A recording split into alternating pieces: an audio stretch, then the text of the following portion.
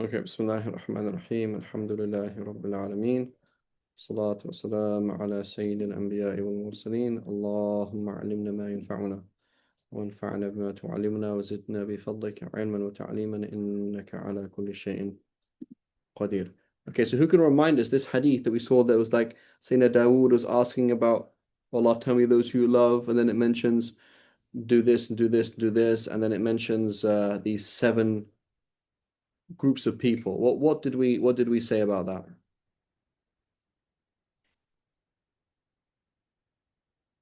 Was a big concept that we spoke about.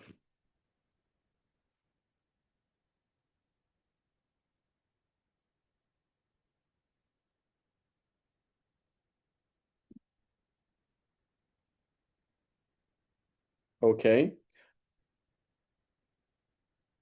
exactly. So we said that with these 2 things, this quote, it's not a hadith, mentions 7 special people. And there's another hadith from the Prophet ﷺ that is sahih, which mentions 7 people under Allah's shade. So we said there was this thing that we observe in hadith and in history in general, is when there are these 2 quotes that are uncannily similar, it can be indicative of an error. Okay? It can be indicative of an error. Okay? So I'll just give you an example of that, right? Who's heard of Hercules?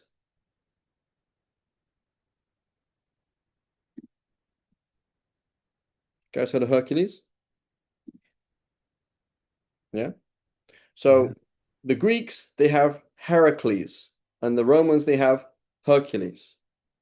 Okay? So do you think they're the same person?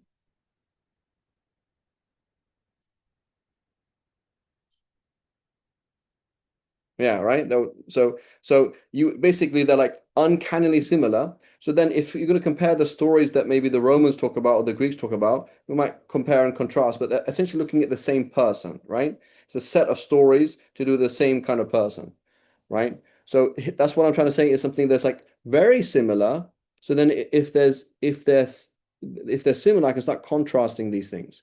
So here we saw that it mentioned like these 7 things like that. That list was remarkably similar to another hadith of the Prophet ﷺ. So maybe that hadith of the Prophet ﷺ is wrong and it's actually a quote from here, or maybe this is quoting that, or maybe they're just both correct. I don't know. Why not, right? Well, these kind of things happen, right? I've seen this somewhere else, for example, where like 2 Sahaba were independently quoted with the same response, and it was uncannily similar. So the Sahabi was asked, "Do I have to make wudu if I touch my private parts?" So he says, "Well, if it's so filthy, cut it off." Right? Like his point was like, that's ridiculous. Why would you have to make wudu from touching your private parts? You know? So then another Sahabi had exactly the same quote. It's like, oh, that's interesting. Like, is that a phrase in Arabic? I don't know. You know, it's like, isn't it interesting that those 2 Sahaba had exactly the same statement? So maybe there's an error in the hadith and somebody made a mistake and they quoted the wrong Sahabi, but in reality, it's one Sahabi that said that. You know what I'm saying?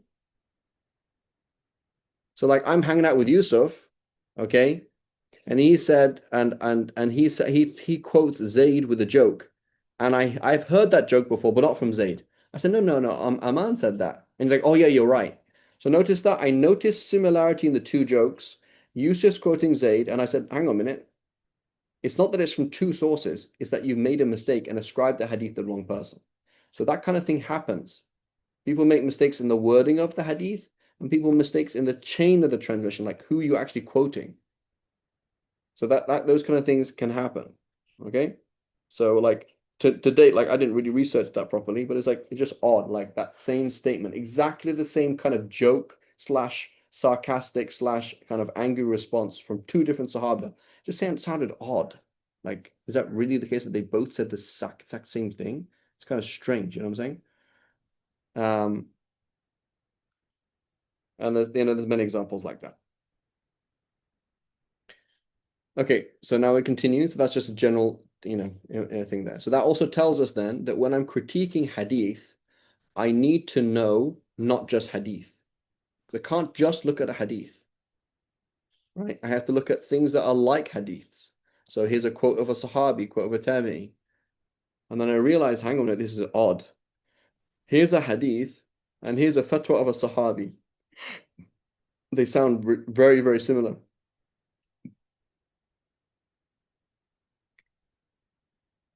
And then it turns out that the person quoting the hadith as a hadith is actually not that good. And I think they've made a mistake here, right? Or they mix things up. I'll give you an example like that, slightly different. It's not about similarity, but mixing things up, okay? So there's a hadith where the Prophet sallallahu alaihi wasallam, he says, a slave, somebody who's owned by somebody else, a slave has two rewards. One for obeying Allah and one for obeying his master. And then the hadith continues, quoting the Prophet ﷺ, that he said, were it not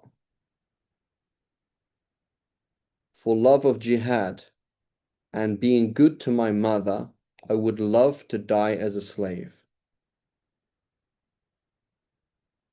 So hadith says, the slave has two rewards, one for obeying Allah and one for obeying his master.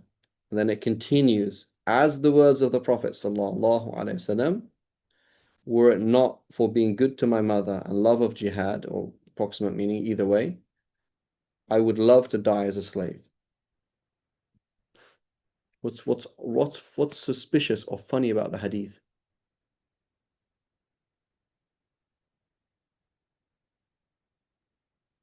So I mean, it makes sense, right? That okay, a slave, let's say the slave's master doesn't let him go in jihad, he can't go risk his own life. So, right? And you want to spend time with your mom, look after your mom. If you're a slave, you have to go and serve somebody else, right? So what's odd about the hadith? So what's the issue? The Prophet didn't encourage people to be good to their mother? What do you mean?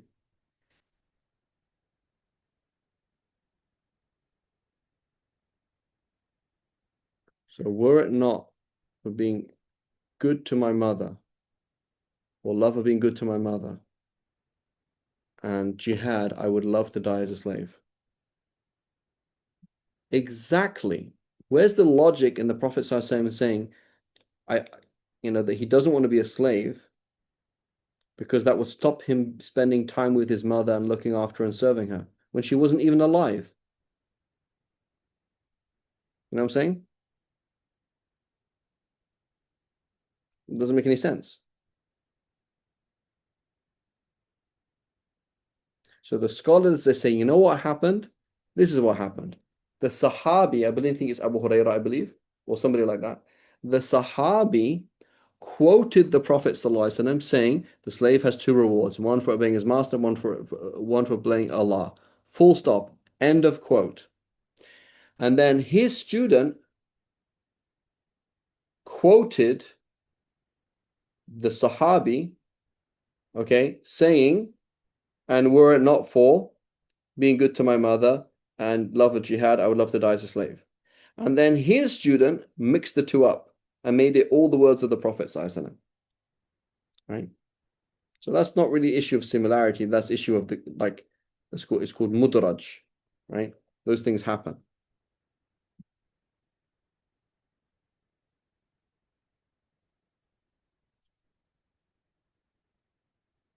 Does that make sense? So we have to be a bit critical of what's going on. Those kind of things happen. خير. Okay, so we're going to continue inshallah. So it says أخبرنا جرير بن حازم قال سمعت الحسن حسن البصري يقول لما أصاب داود الخطيئة خر ساجدا 40 ليلة فقيل له يا داود ارفع رأسك فقد عفوت عنك قال يا ربي أنت حكم عدل لا تظلم وقد قتلت الرجل قال استوهبك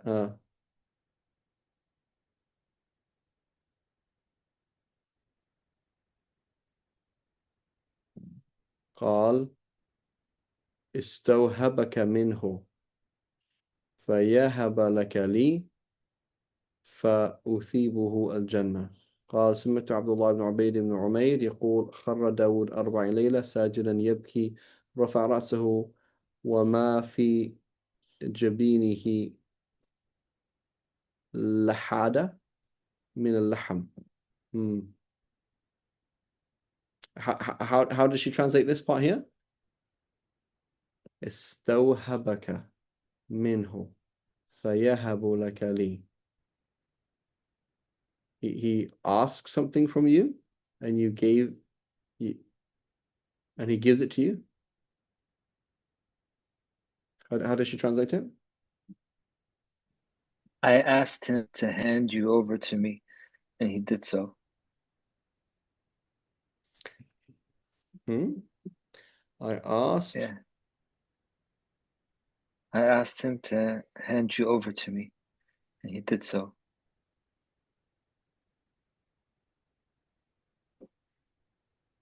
What does that even mean then? Yeah. So here, number one, what's happening here? So it said when Dawood did the sin. So number one, this is based on Israeliyat, okay?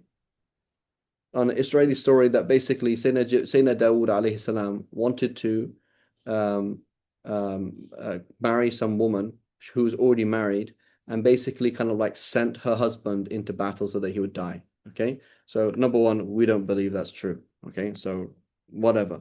So here it says Hassan al-Basri is quoting whom? Some source, right? So the point is not that whatever sin that he allegedly commit, whatever happened, something happened perhaps, slightly different to that. That's not what happened, right? Allahu Alam. But he said basically he did something wrong or something unbecoming a prophet, whatever it was. So he says, he fell down into prostration for 40 nights. For 40 nights he was in sujood, right? And then it was said to Dawood, raise your head because I have forgiven you. And he said, oh Lord, you are just, you are a just judge, whatever, and you do not wrong anybody. And I have killed the man, right? However exact worked. And he says, I asked istawhabaka minhu.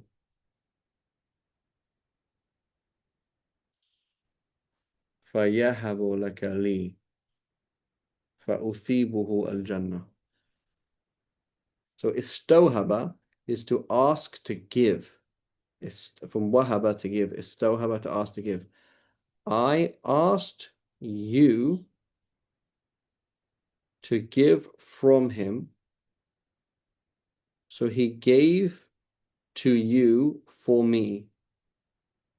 So I gave him Jannah. That's how I'm reading it.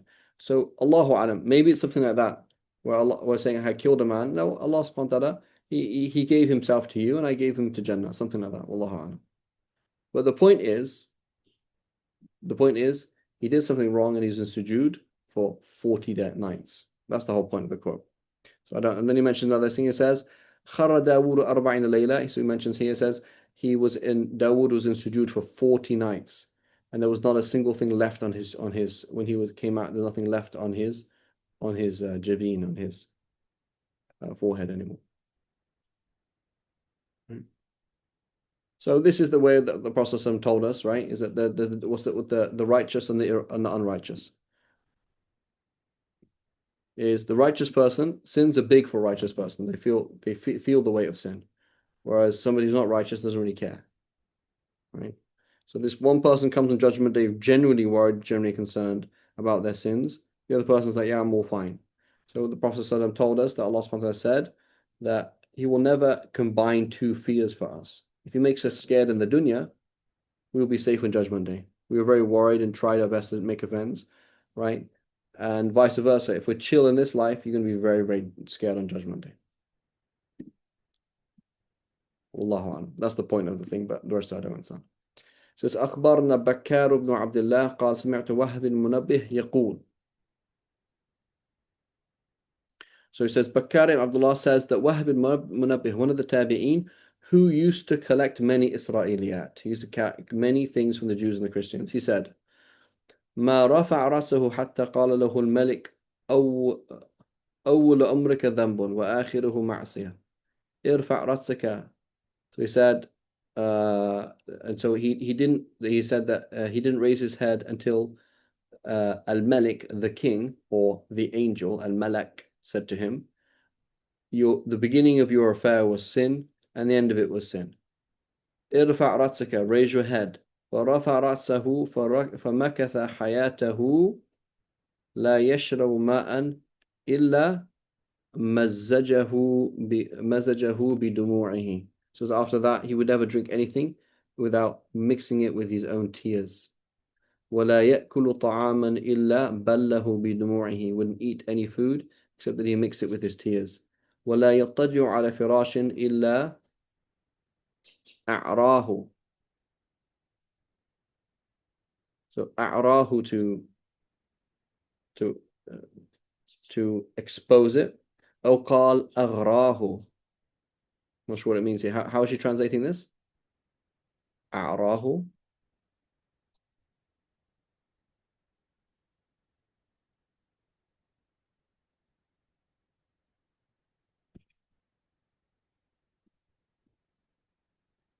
Weeping. أغرى. So أغرى يغري. You see سعر مغري, like tempting. إغراء is like temptation. So I'm not sure what's going on here. Allahu Alam. So anyway, the point is he wouldn't go to sleep until he would cry on his bed. حتى انهمر. The tears would come down and down. فكان لا يدفئه لحاف. So the blanket wouldn't keep him warm because it was all wet from too many tears. So the point is he would cry. So should you cry your whole life? No. But if you never cry, you have a serious psychological and spiritual problem. Like you're basically like if you don't cry, you're a kind of you're a psycho, you're a, what's it called? Well, people don't have feelings, not psychopath, what's it called? Like like you kill people, don't care. Sociopath, yeah. Right? Like you just don't, you're not in tune, right? Right? You're not in tune with yourself and Allah, right? So the Prophet said, cry, and if you're not able to cry, then fake crying, right? So the fact that you don't cry ever is a serious, serious problem, right? May Allah protect us. Right? So أخبرنا شبل عن أبي نجيح. I'm pretty sure she has نجيح, but it's نجيح, right? I'm pretty sure it's نجيح. عن مجاهد. So these are Meccans. قال مكث 40 يوما ساجدا يعني داود remained in sujood for 40 days. لا يرفع رأسه حتى نبت المرعى في دموع عينيه. He said the grass started to grow around the place where his tears had dropped. حتى غطى رأسه, and then he covered his head. فنودي يا داود أجائع فتطعم أم ظمعان فتسقى أم عار فتكسى. So it said, "Oh Dawood, are you hungry such that you should be fed?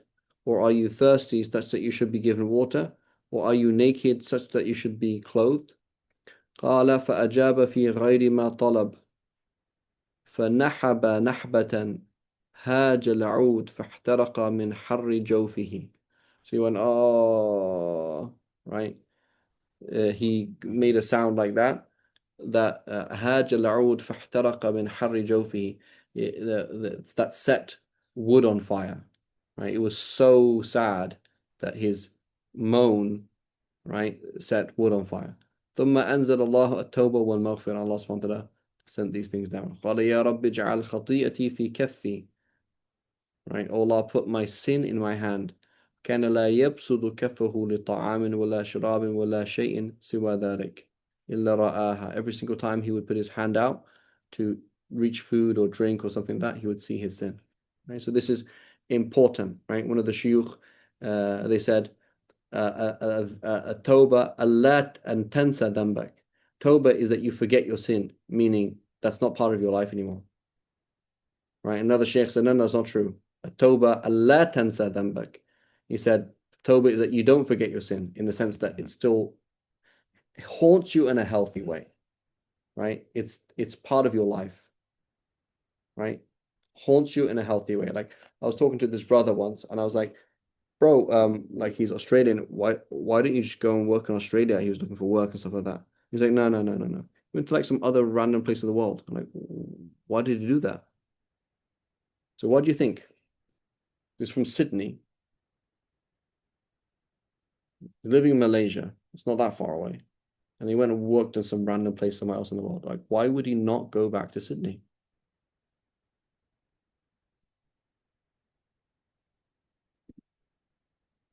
I mean, it makes sense, right? I mean, I think Sydney's quite a good place to work, right? It's kind of like it's like California kind of money, I think, isn't it? It's like he won't go back to his hometown. Why?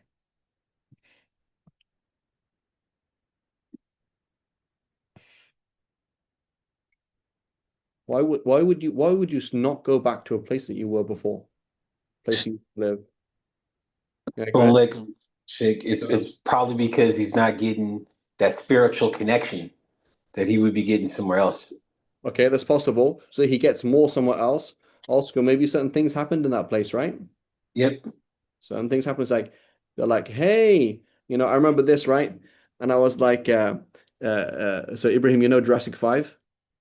Yep. Yep. And so I told that to some guy. He said, Habibi, put the gun down. He said, don't bring that with me, right? Like you're reminding me of things. Don't even start there. Don't even go there, right? Don't go there. There's certain things for certain people. And I was like, what does that even mean? Like, I got 5 on it. He's like, don't go there, bro. Don't go there. And I'm like, what? And I didn't even sound like that's not my world. But this guy was a DJ, right? This guy was like a hip hop DJ. He becomes Muslim. He's like, Habibi, that's my old world. Please do not open up that whole can of worms for me. So Toba is like, I don't even go there. I don't know those people. I'm not known by that name anymore. That's not me. Goodbye. Done, right? So that's important, right? That's important. It may be later on in life you can go back there and look at it in a different way. It's true. That same place you used to go, that same school, but you go back to that school like, ooh, things happen there. That man, that's not good, right? Or you see somebody's last name like, yeah, whatever, right? So it's very important when you have Toba, it's got to be serious. Like, that's not me anymore. And if you can't leave that sin or that way of life without changing everything, then do it, right? Change your name, change your name, go somewhere else. When you become Muslim, great thing, right? Change your name. It's like, that's not me anymore. That's not me anymore. So it's really important, like that change, right? Otherwise, like you're just the same person, right? You're just the same person, right? So here he's like he's remembering his sin in a healthy way. What's unhealthy way then? So what's this? What is an unhealthy way of remembering your sin?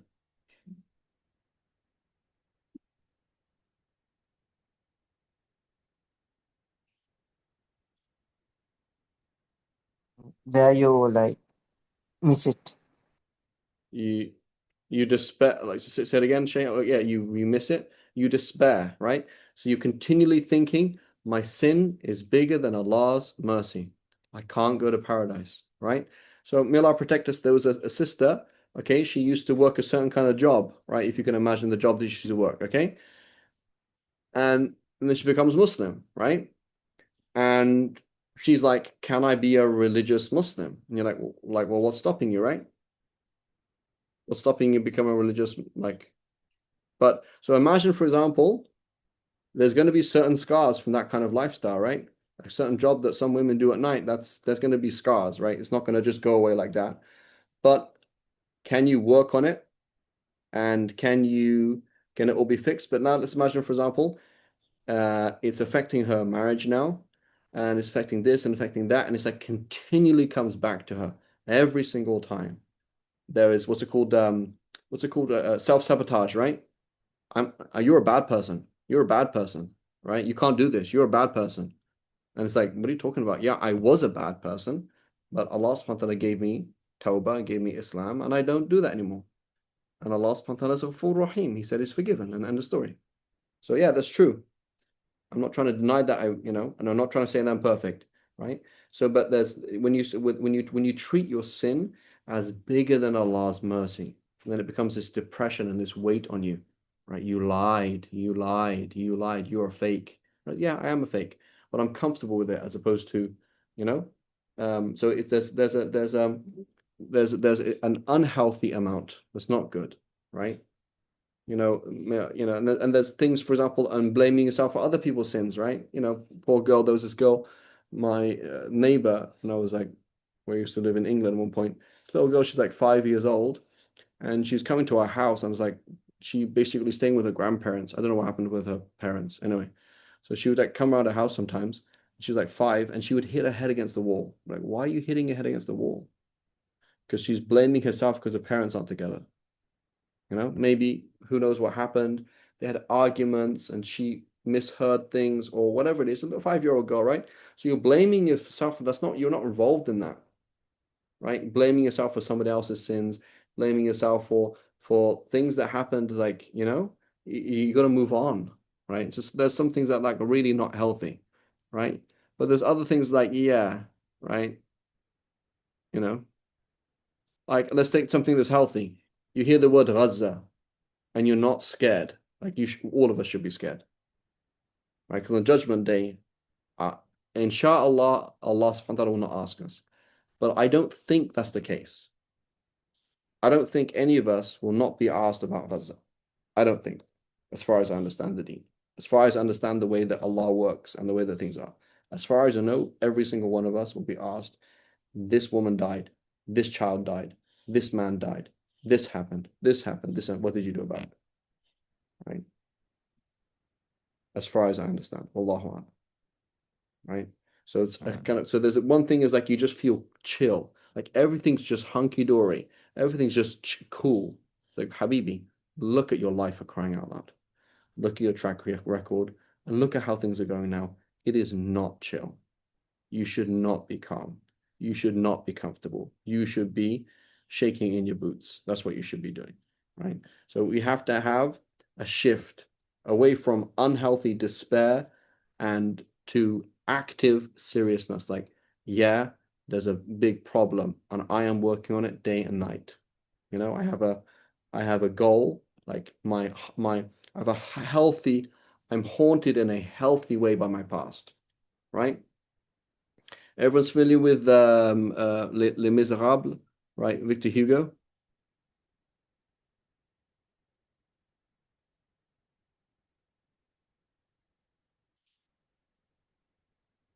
Yeah. So it's a bit weird in some ways, but basically this man lives this life of Toba, and so he's living his life of Toba by helping people, right? Like I gotta help whatever her name is. I can't remember the girl's name. I gotta help this person, then gotta help this person. It's like continual sacrifice. Like so he's pushed forward by his sins, not held back by his sins. You know what I'm saying? It's like 2 more rakats. Why? We know why. Pick up the mushaf. Don't put it down. Why? You know why. Give the sadaqah. Why? You know why. And you're driven forward. It's productive, right? It's productive and it's hopeful and as opposed to giving up. The shaitan's making you give up, right? And you just well, you're no good anyway, and this and this and this and this and this, right? Self-sabotage or negative thoughts about everything, right? It's not healthy, right? So you're not self-confident and you're not depressed. You are serious about your past, serious about what happened, actively making a decision to do what is right and trying one's best, right? Khair. Makes sense, inshallah?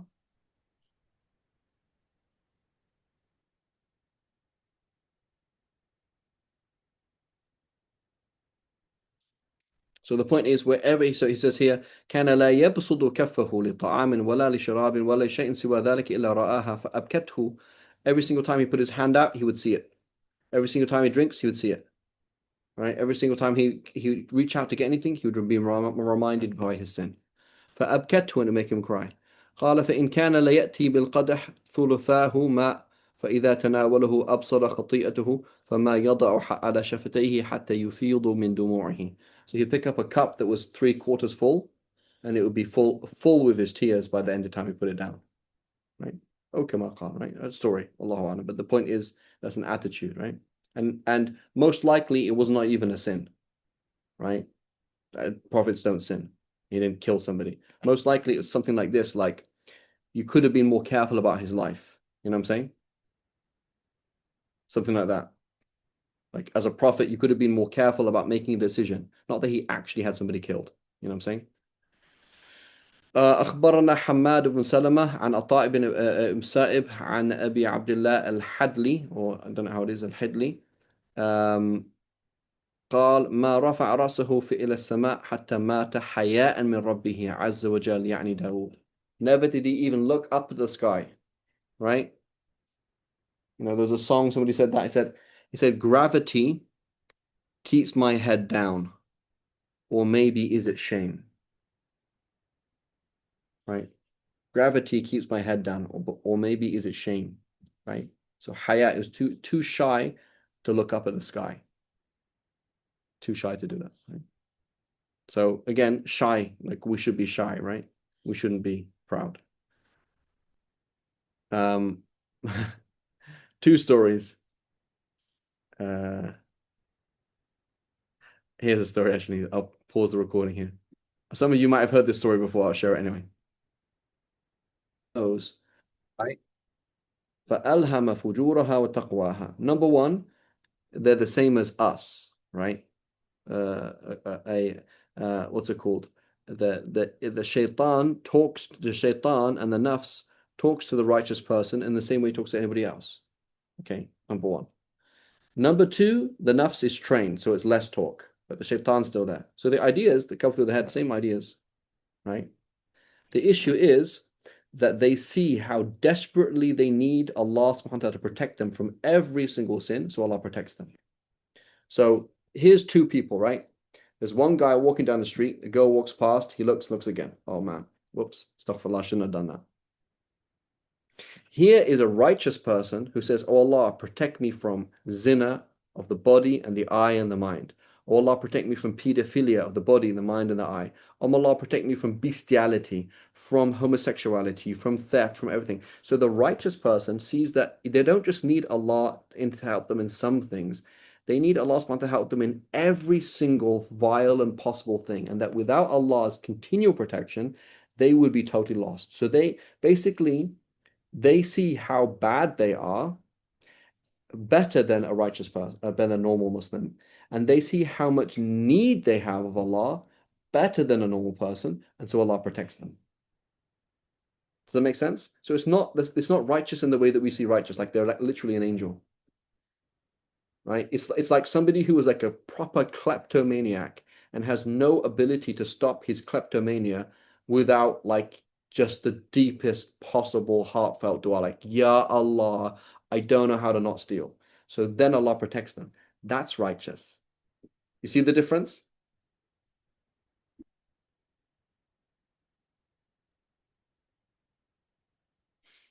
The righteous avoid people not because of the people's harm, but to protect people from their harm. Yeah, it's true as well, right? That's true. So like, I don't want you to fall into a bad way because you might do something wrong to me and I'll harm you. That's true. That's something else though, right? But here what I'm talking about is the attitude. Like, oh, I'm like, let's say religious people who look down upon less religious people.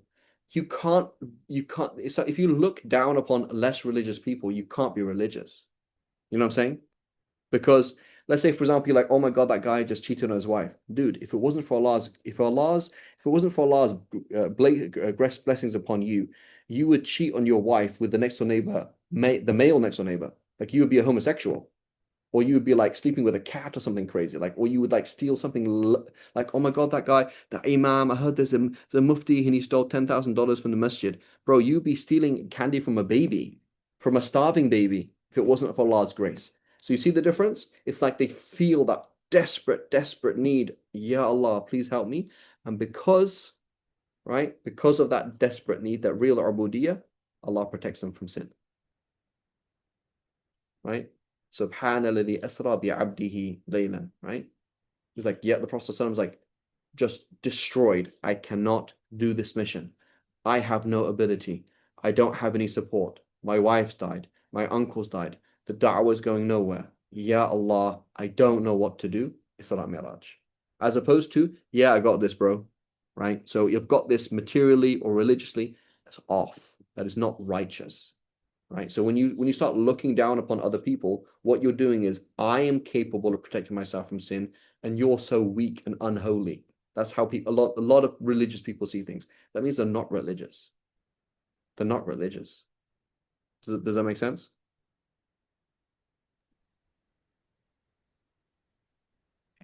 Everyone's Yeah. following me? So this is like, see Dawood, like he's like this adab, how he's carrying himself. He's like keeping his head down, right? And that's how the believer thinks. There's no space for pride, because like, dude, I know myself. Well, how am I going to be proud? As opposed to somebody else, right? And then you go and insult them, they don't get offended, do they? You know what I'm saying? So getting offended is a sign of pride. Pride is a sign, well, there's a number of things, but and so it means this person, you're not making tawbah. وَمَنْ لَمْ يَتُبْ فَأُولَٰئِكَ هُمْ. What's the verse? وَمَنْ لَمْ يَتُبْ فَأُولَٰئِكَ هُمُ الظَّالِمُونَ. Surah Al-Hujurat, right? Whoever doesn't repent, that's a wrongdoer. So continual tawbah, continual humility. Your life actually becomes easier because you don't get so upset, right? No tawbah, pride. Pride, everyone annoys you. Everybody is annoying you, and everybody abuses you, right? If you see yourself as dirt, it's quite difficult for people to abuse you. You know? You know what I'm saying? So this humility is really, really important.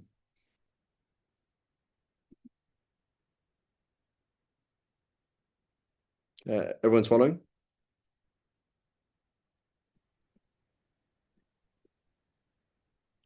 Yeah.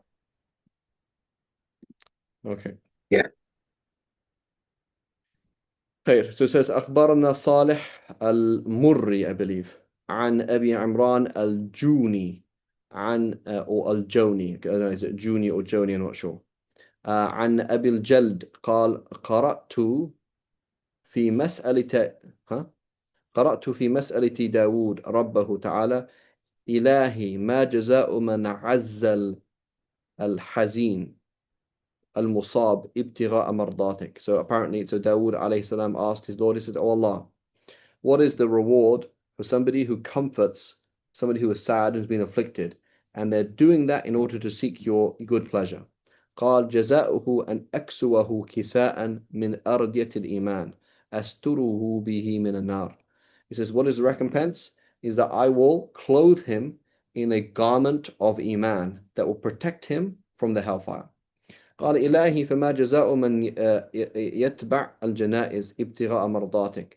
Oh Allah, what is the reward of somebody who follows a funeral procession in order to seek your good pleasure? قال جزاؤه أن تشيعه الملائكة يوم يموت وأصلي على روحه في الأرواح. So he says, what is the recompense? Is that I will make sure that angels follow him and his when he's dying, on the day that he dies, and I will send blessings upon his soul among all the other souls. قال إلهي فما جزاء من يشبع اليتيم والأرملة ابتغاء مرضاتك. Oh Allah, what is the reward of those who feed the poor and the widows in order to seek your pleasure? So this is a really important thing. A lot of people, they just talk, right? You have an aunt, uncle who's like, oh, religious people do this, shuyukh do this, do that. Habibi and Habibati, go and do some other good thing and stop talking. Right? So this is what happens is people, they don't like one thing, so then they just talk about lots of things. If you don't know wear hijab, don't wear hijab. Go and give sadaqah, for crying out loud. Go and do something useful.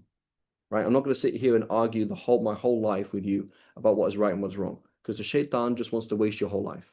If you're not going to do some good things, then go and do some other good things. Just go and do something else. Like, oh, I spoke to this sheikh about this zakat thing and that. I don't like any of it. Habibi, go and just give sadaqah. I don't know what you want to do. Right? Some people, they just want to argue. Right? And the shaitan just uses that. Just argue. Go and do something useful. Find something. If you don't agree with this group or that group, find something that is muttafaq ala annahu khayr. Like, we all agree this is good. Go and do that. Right? Go and do something else. But the shaitan just wants that person to go around in loops. this group, that this idea, that idea, and go round and round and round and round and round and do nothing. Just go and do something useful.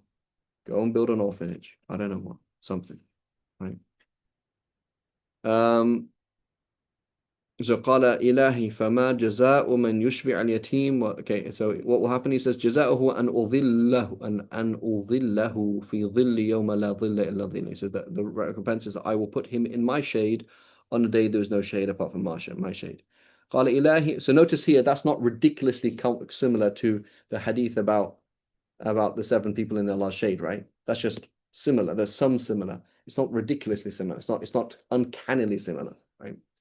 قال إلهي فما جزاء من بكى من خشيتك حتى تسيل دموعه على وجهه.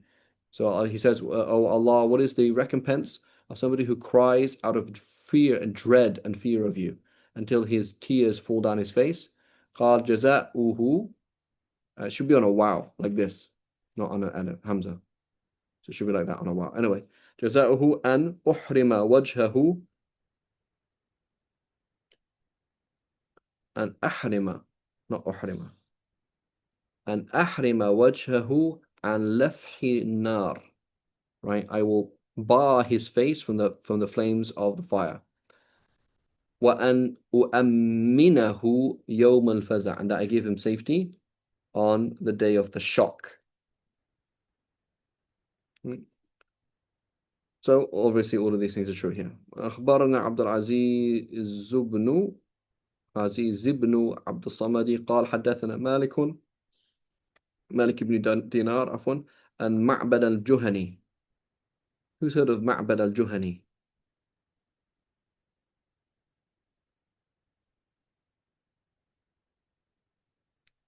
معبد الجهني. Somebody look him up. Google معبد الجهني. Right? Predestination. معبد الجهني predestination. Okay, just Google it. عن أبي العوام مؤذن بيت المقدس. عن كعب الأحبار. So this is كعب الأحبار, Ka'b of the rabbis. He was a rabbi who became Muslim. So he used to quote lots of things from Jewish sources. قال بينما بنو إسرائيل يصلون في بيت المقدس, while Bani Israel were praying in Jerusalem. إذ جاء رجلان فدخل أحدهما ولم يدخل الآخر. 2 people came, one person entered the masjid, the other one didn't. وقام خارجا على أبواب المسجد. He stood outside at the gates of the masjid. قال أنا أدخل بيت الله ليس مثلي يدخل بيت الله وقد عملت كذا وعملت كذا وجعل يبكي ولم يدخل. So he said the person, he just stood at the gates and he was like, I'm going to enter the temple of Allah. Someone like me enters the temple of Allah and I've done X and Y and Z and Z, and he started to cry and cry and cry and not enter. قال كعب فكتب من الغد أنه صديق. Right, and it was recorded this person is a true, true person, right? So importantly though, right, I can't wear hijab. I'm not a good woman, right? I can't get married, right? Many people be like this. I can't get married. I'm a bad man, right? I can't get married. I can't pick up the mushaf. I've done too many sins. That's wrong though, right? You don't do that, right? You still do what is right. If it's wajib, you have to do it. And if it's wajib, you still have to do it. Doesn't matter what you've done. And if it's sunnah, you should still do it. Doesn't matter what you've done, right? So here we're looking at his adab, not his amal. The way he's looking at things. He's just like, But you don't say, yeah, I can't pick up the mushaf. I've done this with my hands, right? And these kind of things happen, right? SubhanAllah, people do things that are wrong. But like there was this brother. He's telling me, he's like, my wife doesn't let me touch her at all. He's like, I know what you do. I know what you do with your hands, and I know what you do with your eyes. I know what kind of things you look at. Don't even get close to me, right? Is that a good thing? Don't even touch me. Is that halal for a wife to do that? You guys know what I'm talking about, right? You're looking at things you shouldn't look at. He's looking at things he should not look at, right? So obviously that's very, very difficult, right? Imagine if you're married to somebody like that. That's pretty messed up. It's very difficult. But like basically she is saying like you're too low to touch me. Right? Is that a good thing or a bad thing?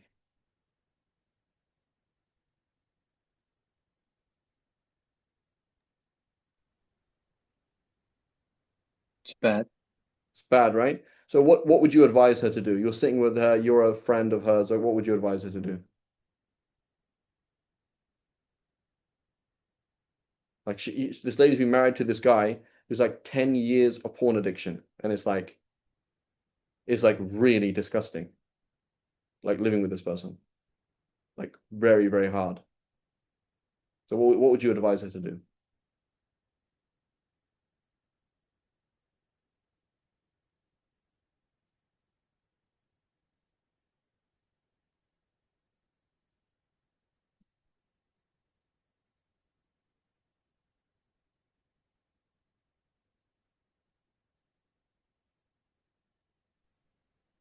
It's a tough one.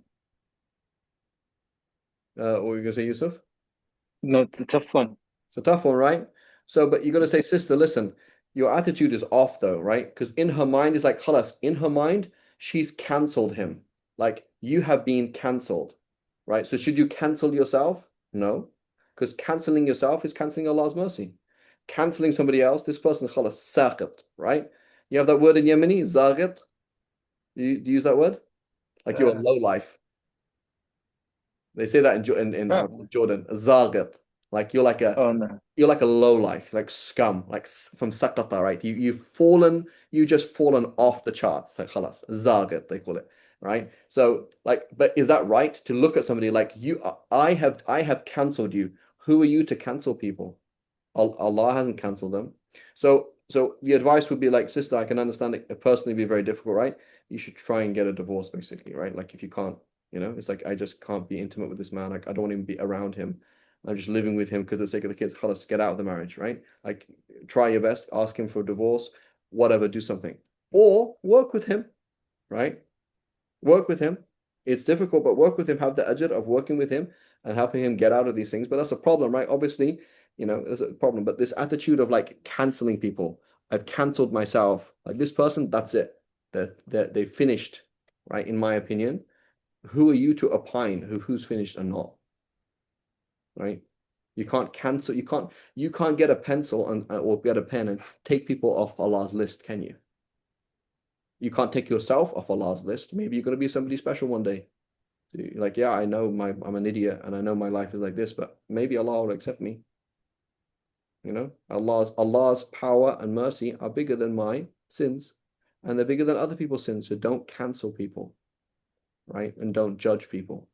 Really important. Don't cancel yourself, don't cancel anybody else. And so the point of his attitude, right, is he kind of said, I can't even do this, right? It's different, right?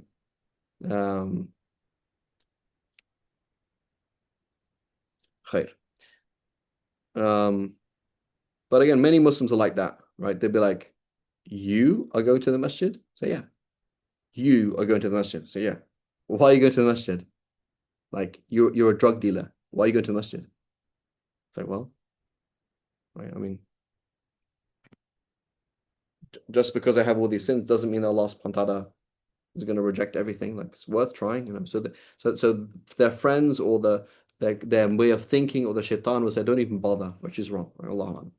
Okay, وأخبرنا إسماعيل بن عياش عن أبي سلمة الحمصي. So sorry, who was Ma'bad al-Juhani? Okay, this is the first person. He is the reason why we know the hadith of Jibreel. So the main version of the hadith of Jibreel, it goes like this. That Ma'bad al-Juhani, this individual here, he said there's no such thing as predestination, and because that would imply that Allah is wronging us, right? There's no such thing as predestination. So then some people in Iraq, they were confused about what he was saying. They said, "If let's go on Hajj and find somebody." They found Ibn Umar in Hajj, and they said, "Look, there's this man called Ma'bad al-Juhani, and he's saying there's no such thing as predestination."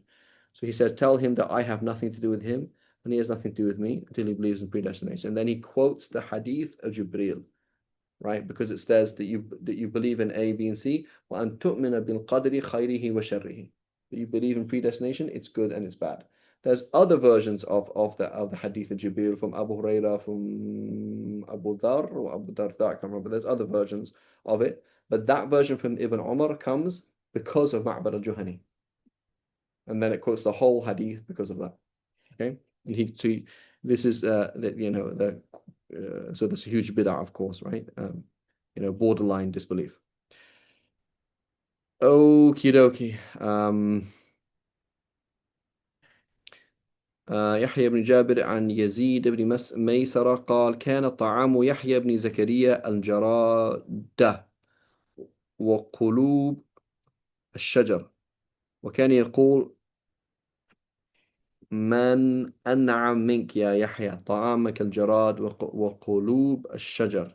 How did she translate this? The hearts of trees? The bark of trees, maybe?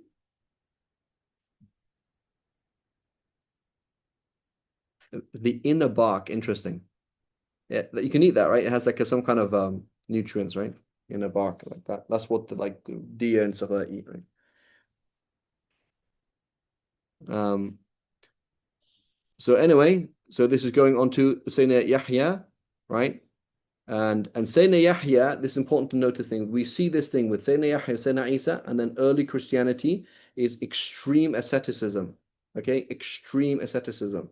So the whole idea of like being a monk and these kind of things, we see that in these things that are narrated from Sayyidina Isa and Sayyidina Yahya as well. So he used to eat locusts and the barks of trees, and that's it. وكان يقول, used to say, "Oh, how luxurious your life is, O Yahya. You live such a luxurious life." So how is this important to us? Okay, we do live an excessively luxurious life, right? So the fact that you live in the West, you have electricity, you have internet, you have flowing water, you have whatever, all these things, we have to tone it down a lot, right? We have to tone it down a lot, right? And, we have to, tone things down a lot for men and women, both, right?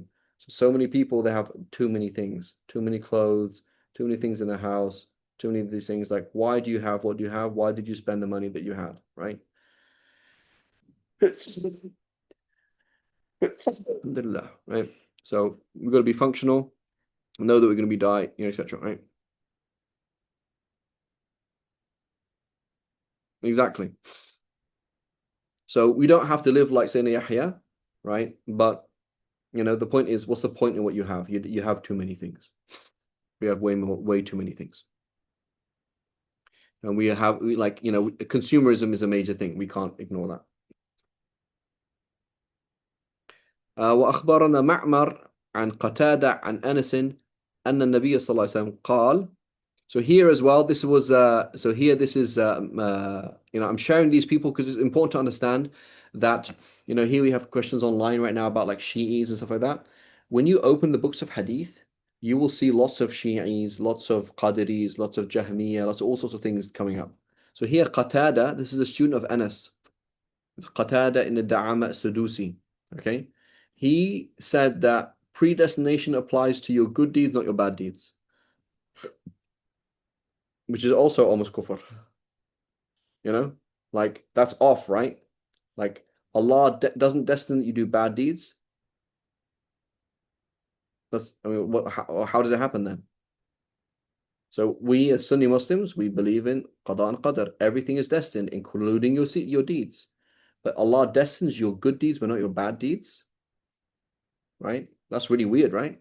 But he's Qatada. We find him in tafsir. We find him in fiqh. We find him in hadith all the time. He's a good narrator. But his aqeedah is off. So you find lots of people whose aqeedah is off. Right? And so we just leave it like that. Like that doesn't affect the reliability, and we don't label them as kuffar necessarily, even if it's borderline kufr. Does that make sense? We don't accept the belief, and we accept the hadiths if they're reliable, but we don't call them kuffar, right? And you're going to find like hardcore, like I think one of Imam Bukhari's teachers was Shi'i, and before you could narrate hadiths from him, he would ask you who created the universe, and you have to say Hussein. Why is the why is there water in the sea? You have to say Hussein, right? It's like isn't that like kufr? Like, you know. So there's a lot of things that when you study history and you just see the variety of Muslims out there and how Sunni Muslims interacted with them, you become a bit more, it's not like everything's cool, but it's a bit more inclusive. Like I'm not going to label every single person as a kafir. Like Abu Hassan al-Ash'ari, right, the founder of the Ash'ari school, he has a book called Maqalat uh, al-Islamiyyin wa ikhtilaf al-Musallin. Right, the book says the different opinions of different people who ascribe to Islam and the different opinions of people who pray. So at the end of the day, like you pray and you face the Qibla, right? You pray, you face the Qibla, you believe in Allah's messenger. Okay, khalas, you're a Muslim. Okay, now you say A, B, and C. It's like, oh, that's totally wrong, right? And some of these things are kufr and some of these things are not kufr, right? But for example, that the issue with predestination is kind of confusing. Like it is confusing. Like, how could Allah destine that I sin and then punish me for it? It is a confusion, right? So therefore, we don't label him out as a kafir because there's something called a shubha. There's a kind of shadow of a doubt there, but it is totally wrong. Right? قال إذا حضر العشاء عفوا العشاء وأقيمت الصلاة فابدأوا بالعشاء قال ابن صاعد لا أعلم روى هذا الحديث عن معمر إلا ابن مبارك. Right. So he says when the food comes and the prayer is established, then begin with the food. Well, doesn't that mean free reign to just love the dunya? Isn't that the opposite of بَلْ تُؤْثِرُونَ الْحَيَاةَ الدُّنْيَا? So Allah subhanahu wa ta'ala says in Surah Al-A'la, بَلْ تُؤْثِرُونَ الْحَيَاةَ الدُّنْيَا, but rather you prefer the dunya, وَالْآخِرَةُ خَيْرُ وَأَبْقَى, and the akhirah is better and more lasting. So why would the Prophet ﷺ say when the food comes, start with the food before praying? Isn't that the opposite of the ayah? Thank you. Because the Sharia wants you to have the dunya in your hands, not in your heart. So you're praying, the dunya is in your heart, the food is in your heart, but not in your hands. You're not eating. And you're just thinking, finish a prayer. You can smell it, it's nice, and say, oh, it's getting cold, all these kind of things. But the Sharia says, no, Habibi, go and pray, go and eat properly. Are you okay now? Can you focus? Now come pray properly. You need to go to the bathroom? Yeah, but I'm going to miss the prayer. Go to the bathroom, Habibi, so that you can pray properly. You need to check on your son because he went to the doctors. So yeah, call him now, right? If you finish a conversation before the prayer, otherwise, if the guy went to accident emergency, yeah, I understand it's concerning. It will distract you. So go and call him up, make sure he's okay, and then go and pray properly, right? So finish what you need to do with the dunya, get it out of your heart so you can pray properly. So it is not, so it's iqbal ala dunya zahiran, la batinan, right? It is turning to the dunya outwardly, not inwardly. So unfortunately, certain modern scholars, they will say that it's okay to like the dunya. They'll say things like that, But that's totally wrong. It is not okay to love the dunya.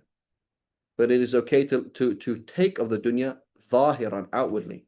You want to have nice clothes, go ahead, but don't value them. You want to dress well, go ahead, but don't value it. Right? You want to have a nice car, sure, but don't value it, don't love it. As soon as the car is in your heart, that's a problem. As soon as the way you look is in your heart, that's a problem. Right? Make as much money as you possibly can, but don't put it and let it go into your heart. As soon as the money comes into your heart, that's a problem. So this is the qa'idah. Take the dunya, take as much of dunya as you want, as long as it's not in your heart. But as soon as it comes to your heart, you have a problem, right? That's a problem, right? So hubb dunya is not okay. But hubb dunya and having a nice car, keeping it clean, doing the seats again, painting your wall, ironing your clothes, doing things like that, that's not dunya necessarily. It could be. You could be, over concerned about ironing your clothes, over concerned about how the paint is on your wall, over concerned about exactly your tire, checking the tire twice, 3 times, 4 times, changing the tires early, getting rims, doing this, doing that, right? And there's certain behavior that would be indicative, but having a nice lunch is not necessarily hubb dunya. They're not the same thing. So enjoying the dunya does not mean loving the dunya. It's not the same, right? It's not the same thing.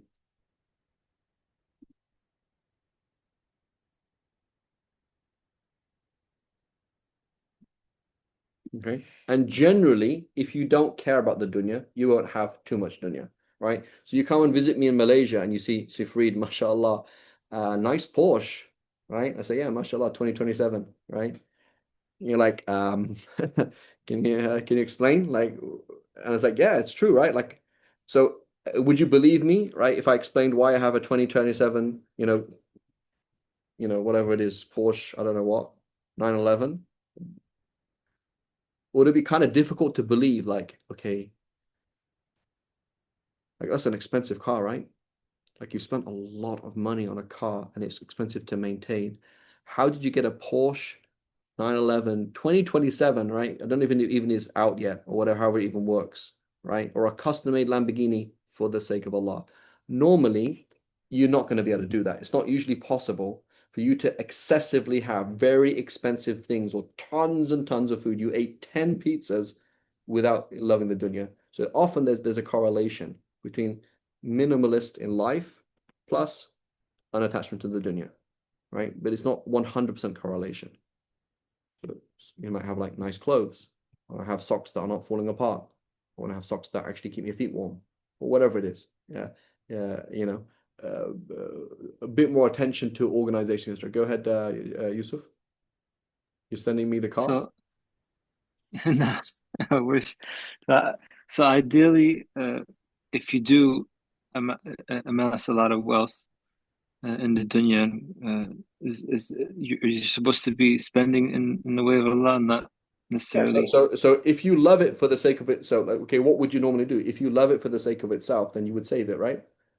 And if you don't value it, you would ask, okay, what do you want me to do with that, oh Allah, right?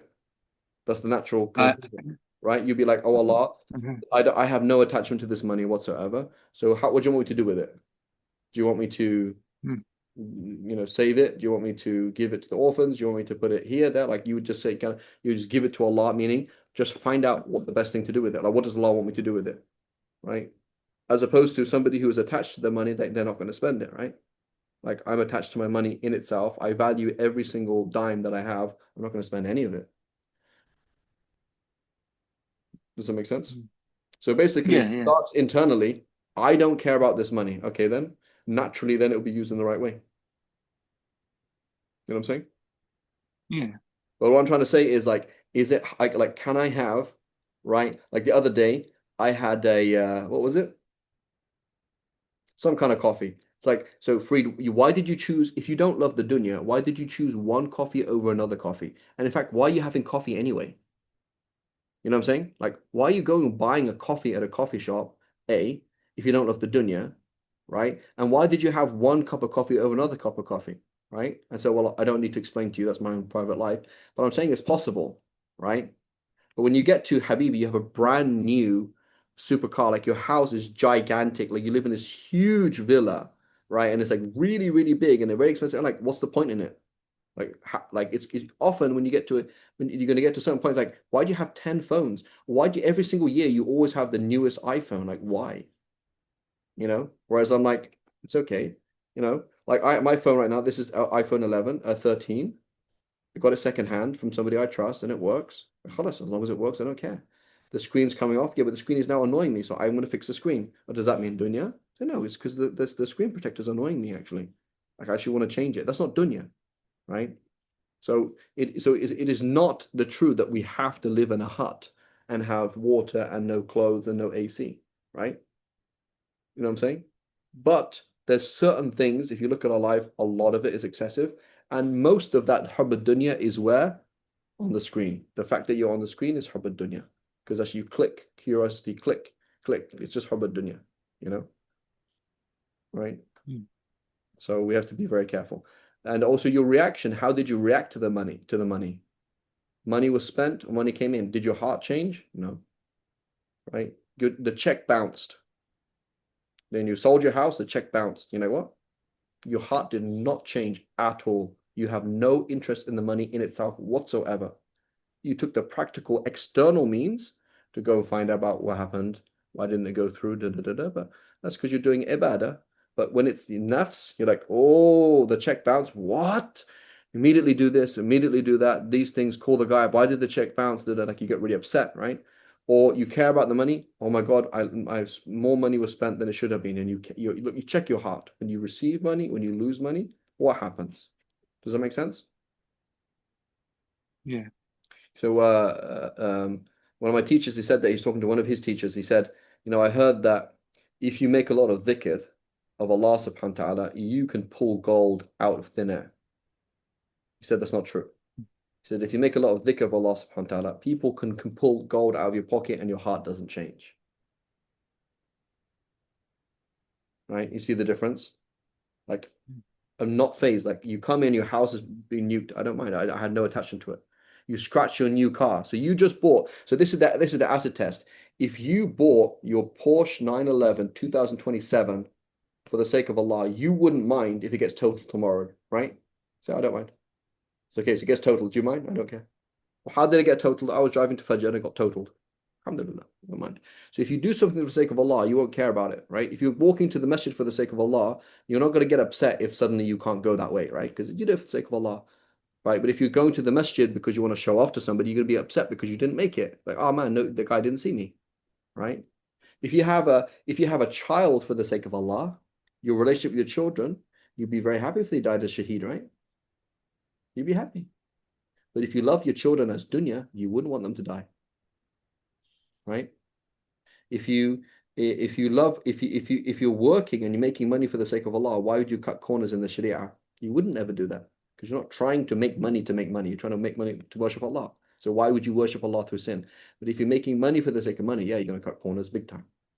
This little thing, that little thing, this scenarios where, because it's about money. It's not about Allah.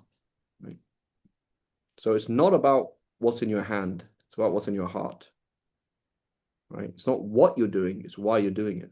But often the case is how on earth could you be doing that? Like, why would you spend a $40 cup of coffee? $40 coffee, like why? Like, how many people can you feed with $40? Why would you spend $40 on a cup of coffee? Why are you so particular about your coffee that it costs $40? Or that you have to keep having the new model car or the new phone, or every single weekend you're buying shoes? There's a problem. Right? Will you spend that much time on the phone? All of it was for the sake of Allah. It can be, right? You could be on Instagram 10 hours a day for the sake of Allah. It's true. But normally you're not. Normally that's not possible. Right? Normally there's going to be certain correlation between the fact that you don't care about the dunya and that you have simple things in life. Right? That's the normal correlation. Right? So I'll take a picture of my 2007, it doesn't even exist, but 2027 Porsche, what is it? 911, inshallah. Share it with everybody. And a practical thing as well, not letting the dunya into your heart. So I do that, right? As a man, we like cars, right? It's like I honestly do that. Like, I walk past two Porsches on my way to the masjid, and like literally know my gaze from the cars because they look nice. And so actually what's happening is, like, you look at that Porsche and it's seeping into your heart, right? Right? What is it? Ushriba fi qulubihim, right? What's the verse? Can't remember. Like Allah subhanahu wa ta'ala mentions, like the love of the golden calf was made to be like absorbed into their hearts. That's what happened. You look at the dunya, right? And you start loving. Oh, that's cool.